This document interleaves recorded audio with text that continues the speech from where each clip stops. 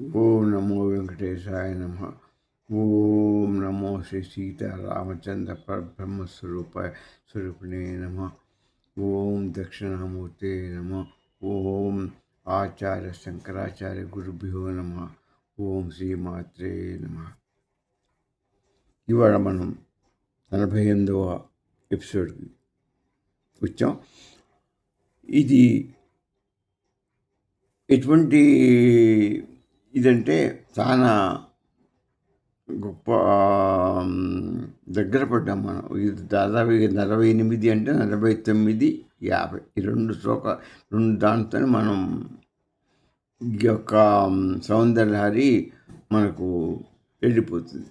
కాబట్టి మనం ఈ రెండు జాగ్రత్తగా 48, 49, 50 3 ఎపిసోడ్ జాగ్రత్తగా మనం చెప్పుకోవాలి, విశేషంగా చెప్పుకోవాలి. కొద్దిగా భక్తులు ఆదరించి శ్రద్ధగా వినగలని నా ప్రార్థన. ఓపిక పట్టండి, కొంచెం భక్తితో శ్రద్ధగా వినండి. శ్లోకం ఏంటంటే, సుధా సింధోర్ మధ్యే అసుర విటపి వాటి పరివృతే మణిద్వీపే నీపోప వనవతి చింతామణి గృహే శివాకారే మంచి పరమశివ పర్యంక నిరయాం భజంతి త్వాం ధన్యా కతిచన చిదానంద లహరి. అంటే సుధా సింధో మధ్య అమ్మ ఇంత కన్నమంటే ఒక చిన్న కాలువ కాదు, ఒక మధ్య ఇది కాదు, ఒక డ్రాప్ కాదు, ఒక చిన్న ఇది కాదు. అమ్మ సుధారసం, అమృతవర్షం ఎంత గొప్పదంటే సముద్రం అంత ఉండడం అమ్మ దగ్గర. అమ్మ సముద్రం మధ్యలో ఉన్నది. సుధా సింధో మధ్య, అమృత సముద్రంలో మధ్యన కూర్చుని ఉంది. అంటే అమ్మ చుట్టూ సముద్రమే ఉంది. అమ్మ లోపల సముద్రం కాదు, అమ్మ లోపల బయట అంత సముద్రమే. సుధారసం సార్ అమృత బిందువేమో ఉంది మొత్తం, అంతటి అమృతం. అమ్మ తలుచుకుంటే సూర్యునికి చెబితే ఆయన మేఘాలతో వర్షింపజేస్తాడు. మొత్తం ఆ సముద్రాన్ని నీళ్ళు మనకు వానలాగా ఎట్లా వస్తుందో అట్లా మన మీద కురిపిస్తాడు అమ్మ తలుచుకుంటే. అందుకోసమే ఒక్కపాటి చూడండి, కొంతమంది స్టేటస్ అప్పటికప్పుడే మారిపోతుంది, తెల్లవారుగా మారిపోతుంది వాడి రాత. లాటరీ టికెట్ అవుతుంది, ₹1 కోటి, 3 కోట్లు, 10 కోట్లు వస్తుంది. ఎట్లా వస్తుంది? అమ్మ సుధారసం చెప్పడం పట్టమని. నష్టం కూడా ఒక 10 కోట్లలో తెల్లవారు 24 గంటల్లో వాడికి కింది బండ్లు బండ్లు అయిపోతాయి, లక్షలు కోట్లలో వస్తాయి. ఆ జనంతర ఆ నష్టాలు, లాభ నష్టాలు ఎట్లా తట్టుకుంటారో మన తెలియదు. మనం మామూలు వాళ్ళం కాబట్టి మనకు అలా అంత లాభము మనం భరించలేము, అంత నష్టము భరించలేము. మనం గుండె బయట పోసేస్తాం. అంత తారుమా ఎందుకు ఎట్లా అంటే అమ్మ చుట్టూ సముద్రం ఉంది, అమ్మ లోపల సముద్రం ఉంది. కాబట్టి ఆ రసం కనుక అమ్మ కురిపిస్తే మన మీద, ఎవరి మీద కురిపిస్తే వాళ్ళు అలా అయిపోతుంటారు. మన మీద కురిపిస్తే మనకు ఎంత దొరికితే ఒక చుక్క మనకు మామూలు వర్షంగా తుంపడుతూ వస్తుంది. ఆ తుంప చింకుపడితే మన అదృష్టం అంత మాత్రమే మారిపోతుంది. ఆలోచించుకోండి. అయితే మణిద్వీపే అమ్మ ఎక్కడుంది? మణిద్వీపంలో ఉందట. మణిద్వీపం అందున్నటువంటి ఉపవనవతి అంటే నీప ఉపవనవతి, కదంబ వృక్ష చుట్టూ తోట, ఆ తోట మధ్యలో ఉన్నది. ఎట్లా ఉంది? చింతామణి గృహంలో ఉన్నది, చింతామణి గృహి. ఆ తర్వాత శివాకారే మంచి, శివాకారంతో తయారు చేయబడిన బల్లం మీద అమ్మ కూర్చొని ఉన్నది. ఆ మంచం శివాకార స్వరూపంలో ఉంది ఆ మంచం. తర్వాత పరమశివ పర్యంక నిలయాం, శివుడట ఆ మంచం మీద పడున్నాడు. కూర్చున్న ఆ మంచంపై కూర్చుంది, ఆయన ఆనుకొని కూర్చుంది. ఆయనలో ఒక మాట చెప్పంటే లీనమైపోయిందమ్మ. ఆయన చైతన్యం అమ్మవారిలో లీనమైపోయింది.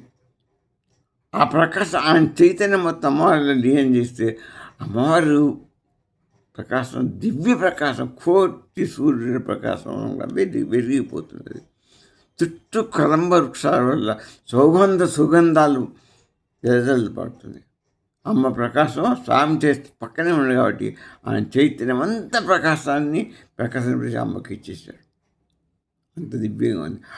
ఆ విధమైన అమ్మ పైన చంద్రవంక ఉంది, అమ్మ పైన కిరీటం ఉంది, అమ్మ దివ్య ప్రకాశ నవరత్న మండుతో ఉండి అమ్మ విరిగిపోతుంది. అటువంటి అమ్మని దర్శించడం అనేది ఎవరి భాగ్యమో ఎవరికి దొరుకుతుందో మనకు తెలియదు. మనకు మాత్రం లేదు నేను తెలుస్తాను అనుకుంటున్నాను. ఆ బ్రహ్మ విష్ణు మహేశ్వరు లాంటి గొప్ప వాళ్ళకి మాత్రమే పర్మిషన్ అవుతుంది. మనం ఇక్కడ ప్రైమ్ మినిస్టర్ ఇంటికి పోయాం, ఆ చింతామణి గృహంలో అమ్మవారింటికి మనం ఎక్కడ పోతామయ్యా? ఇన్ని పాపాలు చేసి ఇన్ని జన్మలతో మనకి ఇక్కడ అర్హత ఉంటుంది. దొరకదు. ఎంత నిర్మాణం ఉండాలి, ఎంత పూజలు, ఎంత భక్తి, ఎంత ఇదిగా ఉండాలి, లీనం కావాలి అమ్మ అక్కడ చేరుకోండి. అమ్మ అందుకుని అక్కడ ఉన్నది. దివ్యమైన వాళ్ళు, మంచి ఉపాసకుడు, మహర్షులు, వేదాంతపరిచిన వాళ్ళకు దర్శనమిస్తున్నాము. అందుకని ఏమంటుంది ఏం చెప్తున్నా అంటే ఇక్కడ స్వామి జగన్మాత అమృత సముద్రం మధ్యలో కల్పవృక్షాల ఉద్యానవనాల మధ్యన కలంబ వృక్ష తోటల మధ్యన మణిద్వీపంలో చింతామణి గృహంలో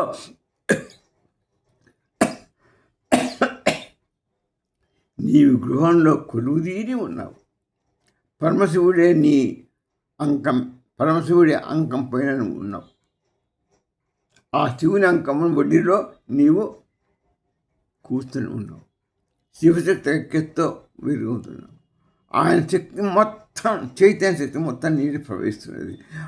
ఆ చైతన్య శక్తి ఆ మొత్తం ప్రవహిస్తే నువ్వు నీ ప్రకాశం కూడా రెట్టింపైపోతున్నది. ఎంత చైతన్యమో అంత ప్రకాశం అంత పెరుగుతున్నావు. అట్టి నిన్ను నీకు మహానుభావులు మాత్రం నీ చేస్తాను చూస్తున్నారు. దీన్నే మనం అక్కడ పోలేం కాబట్టి శ్రీచక్రం అనే ఒక చక్రాన్ని మన ఋషులు తయారు చేసి శ్రీచక్రం ఒక మ్యాప్ తయారు చేసి మనం దాన్ని పోయి చేసుకుని ఈ బిందు స్థానం చేరుకోవడే మనం లక్ష్యంగా పెట్టుకొని మనం తరిస్తాం. అది బాహ్యపురం నుంచి నవావరణ దాటి లోపలి అక్కడ కూడా మణిపురంలో కూడా మణిద్వీపంలో కూడా నవావరణ ఉంటాయి. బిందు స్థానమే అమ్మ కూర్చున్న చోటు. అక్కడనే శివుడు అమ్మవారి ఐక్యత. ఇప్పుడు ఇద్దరు స్వామి ఒడిలో అమ్మవారి కూర్చున్న ఐక్యత ఇద్దరు ఉంటారు. శివైక్యం అక్కడ తింటూ ఉంటారు. ఆ చోటు సృష్టికి మూలం, సృష్టి యొక్క బిందు స్థానం. అదే యూనివర్సల్, అదే జీరో, అదే బిందువు. ఇక్కడ శ్రీ విద్యాపీఠంలో త్రిభుజాకారంలో మనం మణి దీపంలో ఉన్నటువంటి అమ్మ యొక్క చింతామణి గృహం, దానిలో బిందు స్థానంలో స్వామి బల్ల మీద పండుకున్నాడు. పక్కన ఈమె ఆయన అంకంలో ఈమె కూర్చుని దివ్యప్రకాశమానంగా వేరుగుంటుంది. ఆ ఊహ తలుచుకుంటేనే మనకు ఇద్దరు అమ్మ అయ్య ఇద్దరు అక్కడ ఉన్నారు, దివ్యప్రకాశంతో వెలుగుతున్నారు. ఇక మనం దాన్ని ఎలా అనేది మనం ఊహలో మనం ఉంచుకొని మనం ఇచ్చేసుకోవాలి తప్పితే మనం చేరుకునే యోగ్యత ఆ పరమాత్మ మనకి. ఎందుకంటే మనం ఎన్నో జన్మల పాపాలు గుట్టలుగా ఉన్నాయి. మనం ఏం చేస్తాం? మన కర్మలు ఈ సంసార బంధం నుంచి విడిపోయి మనం చేయగలిగినటువంటి ఏది లేదు, అక్కడికి పోయగలిగేది లేదు. అందుకనే హరినామం స్మరణ చేయరా అన్నాడు. నిత్యం ఎంత చేసినా నీకు అక్కడ పోయే అర్హత వస్తుందని మనం నమ్ముకోండి. నిత్యం శివనామం చేయి, హరినామం చేయి, అమ్మ నామం చేయి. హరన్న శివన్న వాడు. భాస్కరరాయుడు అనుకునే మహామంత్రవేత్త ఆయన భాస్కరరాయుడు. అందుకని ఆయన ఏం చెప్పాడంటే నీవు అక్కడికి ఎలాగో చేరుకోడు. నీ హృదయాకాశంలో ఉన్న హృదయ గంధిలో ఉన్న హృదయాకాశంలో ఉన్నది బిందు స్థానం. అదే శివ ఐక్య స్థానం, అదే మణి ద్వీపం, అదే బిందు స్థానం. అక్కడికి చేరుకో. నువ్వు అంత హృదయంలో మనస్సులోకి అంతరంలోకి నువ్వు ప్రవేశించి నువ్వు చేరురా. ఆ బిందు స్థానం హృదయాకాశంలోనే ఉన్నాడు ఆ స్వామి. అమ్మ ఆ ప్రకాశమే నిన్ను వెలిగిస్తున్నది, సృష్టిని మొత్తం వెలిగిస్తుంది. నీ ఆత్మే నీ యొక్క శ్రీచక్రాన్ని బిందుస్తాను. అదే మణి దీపస్థానం, అదే బిందుస్థానం, అదే పుణ్యస్థానం, మోక్షస్థానం, అచ్చిదాకాశ స్థానం. అందుకని మన రమణ మహర్షి, మనకు తెలిసిన రమణ మహర్షి అంత నీ మనస్సును చిత్తశుద్ధి తీసుకుంటే, బంధనాలన్నీ తెగింపు తీసుకుంటే, చిత్తశుద్ధి బాగా తీసుకుంటే అంతరంలోకి పోతే నీకు ఇది కాదు నా అయితే అనుకుంటే లోపల ఆ ఉదయాకాశం కనపడుతుంది. అందులో ఉన్నటువంటి ఆ బల్ల, ఆ అమ్మవారి స్థానం, అదే మణిద్వీప స్థానం. అక్కడనే నీకు బిందు స్థానం కనపడుతుంది. అక్కడనే స్వామి అమ్మవారి దగ్గర ఐక్య స్వరూపంలో నీకు దర్శనమిస్తారు. అదే పుణ్యం, అదే మోక్షం, అదే చిదాకాశ స్థానం. అందుకనే మానవుడు చాలా గొప్పవాడు. మానవ జీవితం చాలా గొప్పది. నీలోనే ఉన్నాడు ఆ పరమాత్మ. నీలోనే దర్శించుకోవచ్చు. ఒక్క మనిషికి మాత్రమే ఆ యొక్క అవకాశం ఉంది. దాన్ని సాధించుకోవటమే నీ యొక్క ఇది గోల్ పెట్టుకోవాలి. అంతకంటే ఇక నీకు మళ్ళా దొరకదా ఆ ఇది.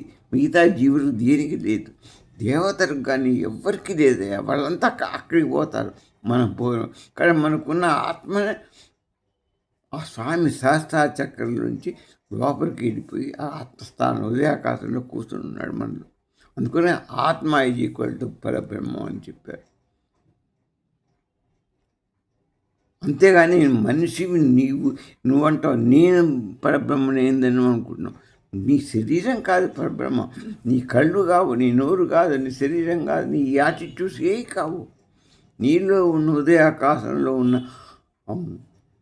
ఆ సర్వంతర్యామి, ఆ పరబ్రహ్మ స్వరూపిణి అయిన శివశక్తుల యొక్క ఐక్య స్వరూపం ఆత్మ. అదే బిందుస్థానం, అదే ఆత్మ, అదే పరబ్రహ్మ స్వరూపం. అది తెలుసుకోవటమే నీకు కావాల్సింది. అర్థం చేసుకోండి. అక్కడికి మానవ జన్మను సార్థక చేసుకొని దాని అందరూ నిమగ్నం చేయండి. మీ యొక్క పనులు మాత్రం మానుకోక్కర్లేదు. మీ సంసారంలో ఉన్నారు కాబట్టి మీ యొక్క వ్యవహార పనులు, ఉద్యోగాలు అవన్నీ మామూలు చేసుకోవచ్చు.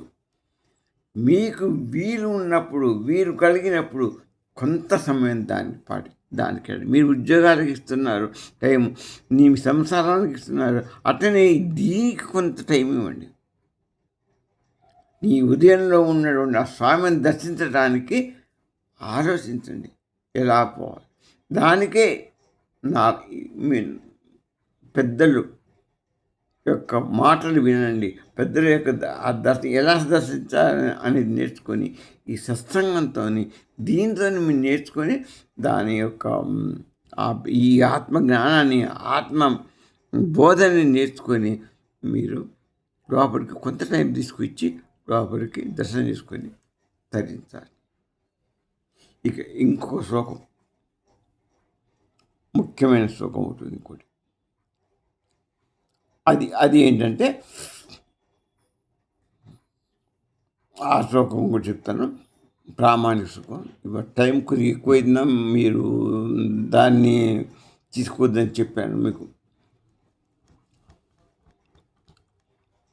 ఎందుకంటే ఇక ఉన్న మూడు శ్లోకాల్లో నా యొక్క ఆలోచన, నా తత్వం, ఈ యొక్క వీచి కూడా ఇంపార్టెంట్ ఉంటే కాబట్టి కొంచెం టైం ఎక్కువ తీసుకుంటుంది.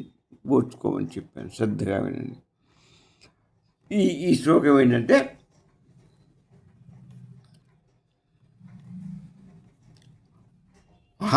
సూతే సవ్యం తవ నయన మర్కాత్మకతయా త్రియామాం వామం తే సృజతి రజనీనాయకతయా తృతీయాతే దృష్టి అద్దరది దళిత హేమాంబుజర హేమాంబు హేమాముజ రుచి సమాధత్తే సంధ్యాం దివ సన్ దివ దివసన్ నిశయోరంతర తెరీం. అది ఈ శ్లోకం. ఇది ఏంటంటే సవ్యం తవ నయనం, నీ కుడికన్ను అర్కాత్మకతయా, అర్కుడు అంటే సూర్యుడు, సూర్యస్వరూపం. అహం సూర్య, అది పగలు నీకు వెలుగును చూపిస్తుంది, ప్రకాశాన్ని చూపిస్తుంది. సూర్యుడు ఏం చేస్తాడు? పైడిపొడి ఉదయం ఇస్తాడు. దానివల్ల మనం అన్ని పనులు తీసుకుంటాం. ఆ ప్రకాశం లేకపోతే మనకు జీవుడు బతకరు, మనకు ఆహారం దొరకదు, మనం బతకం. ఈ దానికి సూర్యుడు ఇంపార్టెంట్. అందుకనే అమ్మకి కన్ను ఈ కుడి కన్ను అర్కాత్మకం సూర్యుడు, ఈ ఎడమ కన్ను చంద్రుడు. ఇది వేడి ఇస్తుంది, ప్రకాశాన్ని ఇచ్చి మనల్ని పోషిస్తుంది.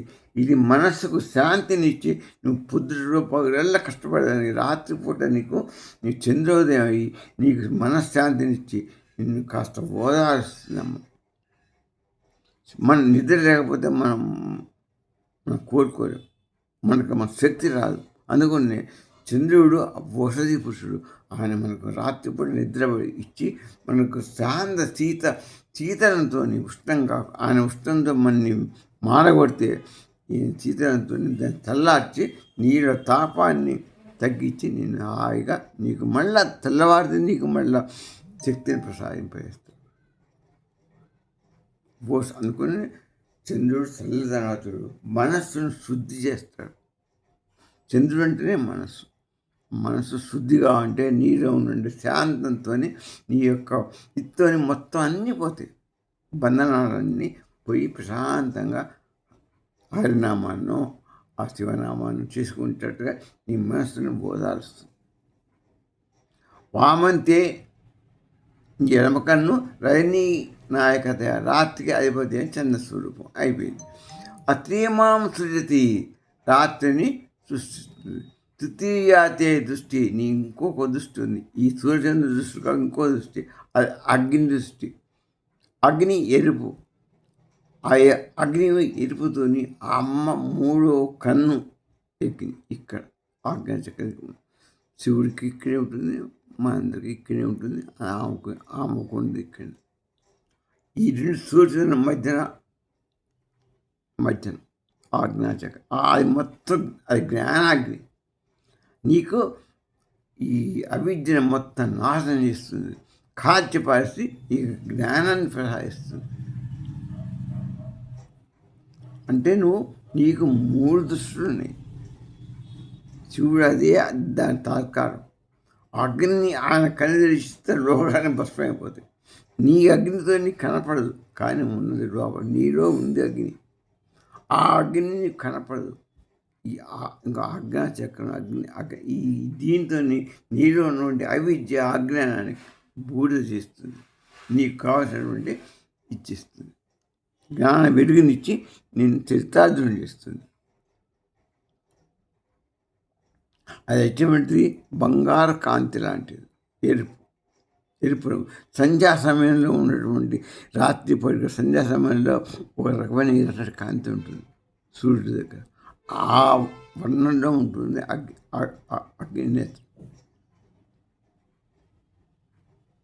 సంధ్యారూపంలో ఆ కాంతిలో ఉంటుంది. అయితే అందుకనే నీ కుడి కొన్ని సూర్యస్వరూపం అది పగటిని ప్రసవిస్తుంది. నీ ఎడమకన్ను చంద్ర స్వరూపం అది రాత్రిని ప్రసవిస్తుంది. నీ మూడో కన్ను ఉదయం సాయంకాలం సంధ్య వంటి మధ్యస్థితిని అది ఇస్తుంది. అందువల్ల నీ మూడు కళ్ళు సూర్య చంద్ర అగ్ని తత్వాలతోనే సంకేతం.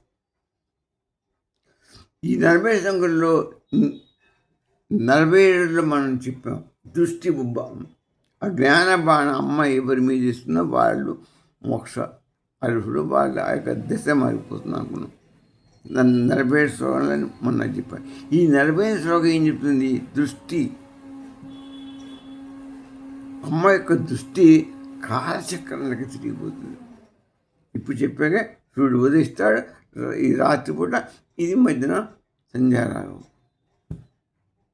ఇది మొత్తం ఇట్లా గడిచిపోతుంటే అంటే కాలచక్ర అమ్మ దృష్టి మొత్తం కాలాన్ని తిప్పుతున్నది.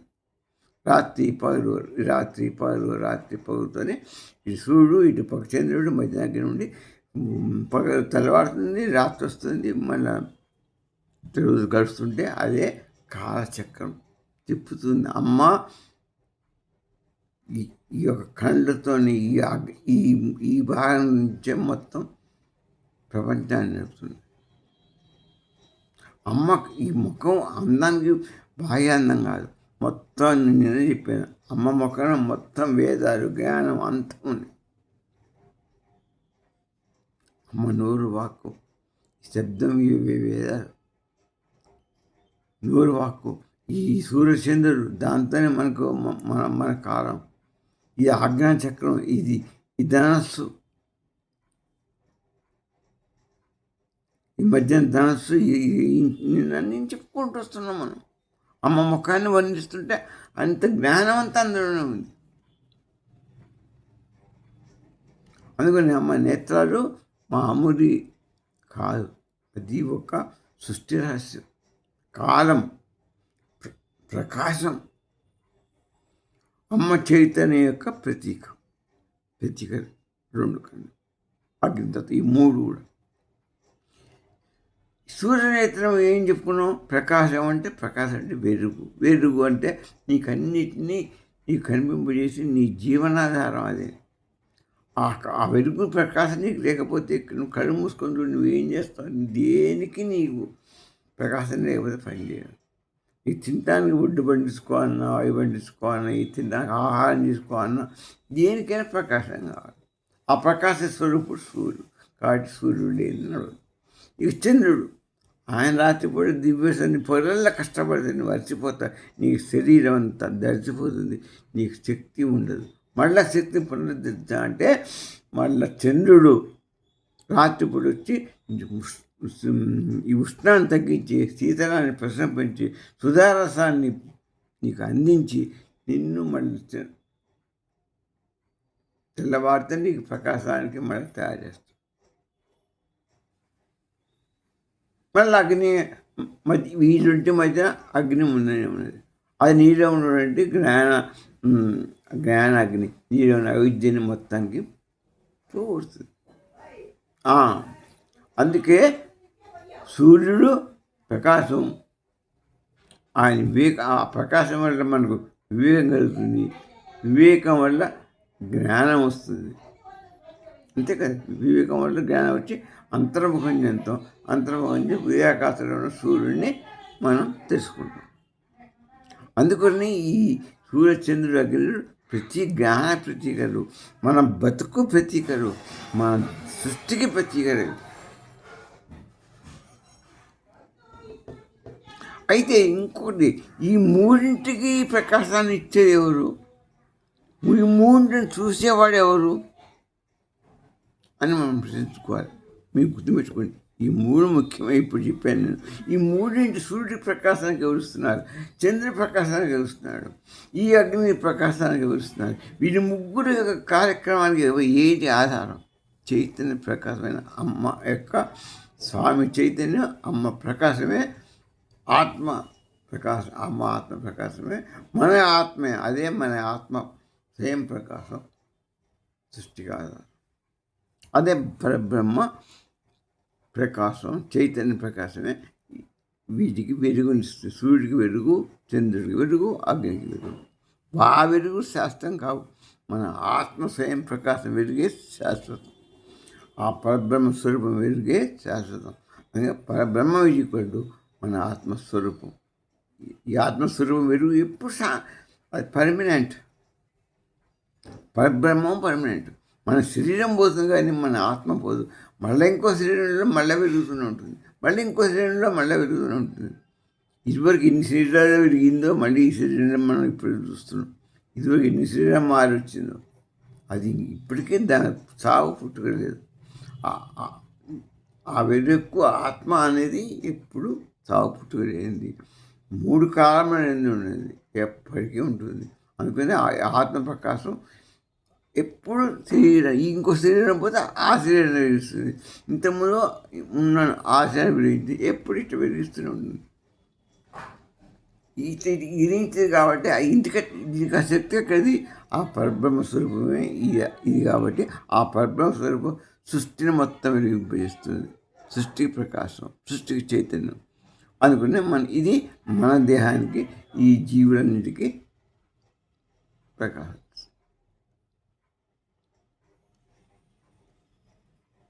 చెప్పాక చంద్రుడు శీతలత్వం ప్రశాంతత ఇస్తాడు, ఆయన మనస్సును శుద్ధి చేస్తాడు, అమృతత్వాన్ని కురిపిస్తాడు. ఇవి ఆయన యొక్క ప్రతీకలు. చంద్రకళ యొక్క తత్వం. చంద్రకళ మనకు శాంతి ఇస్తుంది. ఇక్కడ చంద్ర నేత్రం రాత్రి, సూర్యకళ పగలు. మనస్సుని ప్రశాంతపరిచేది చంద్రుడు.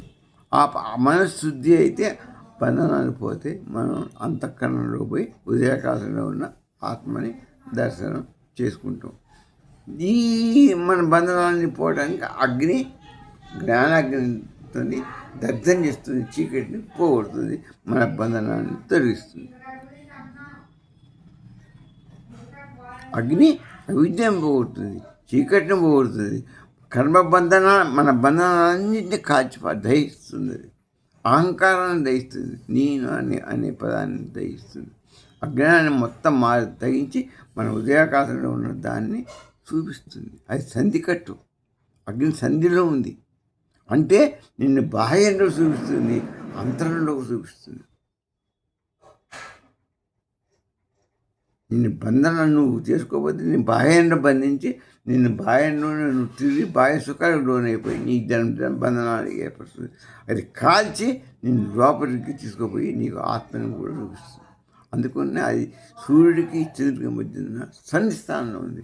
నీ యొక్క కోరిక ప్రకారం అగ్ని నీ యొక్క ప్రవర్తన బట్టి, నీ యొక్క దాన్ని బట్టి అది ఆ అగ్ని పెరుగుతుంది. అంతేకాదు అగ్ని ఎట్లా పెరుగుతుంది? మనం గీస్తే అగ్గిపొడి గీస్తే పెరుగుతుంది. నీ వాడకాన్ని అది మన దగ్గర పెడుతుంది. అగ్ని ఎట్టైనా వాడుకోవచ్చు, మనం వంటకు వాడుకోవచ్చు, మన నాశనానికి వాడుకోవచ్చు, వినాశనానికి వాడుకోవచ్చు, మంచికి వాడుకోవచ్చు. అగ్ని లేకపోతే ఏది లేదు. వంట చేసుకోవడం, ఏది చేసుకోవడం, ఏ పదార్థం తయారు కాదు. అగ్ని తత్వం అంటే అది. ఇవన్నీ గుర్తుపెట్టుకోవాలి.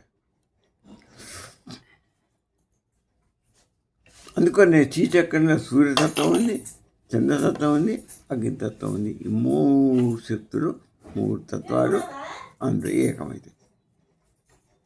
త్రికోణమే మన మండద్వీపం. అందులో బిందు స్థానమే అమ్మవారి మండద్వీపం, మన ఇల్లు అమ్మది చిత్రకూటం. అక్కడనే స్వామి బల్ల మీద పడుకుంటాడు, అమ్మ అక్కడ కూర్చుంటుంది. ఆ బల్ల మీద శివాకార బల్ల మీద శివుడు ఉంటాడు. ఇద్దరు శివైక్యత అక్కడ కలిసి ఉంటారు. కాబట్టి అది ఏక చైతన్యం, శివశక్తుల ఐక్యత, చైతన్యం స్వరూపం అక్కడే ఉంటుంది. అదే మెయిన్. అక్కడి నుంచే సృష్టి. అదే పూర్ణమదం పూర్ణమిదం. అదే సచ్చిదానంద స్వరూపం. అదే చిదాకాశం, అదే ఉదయాకాశం.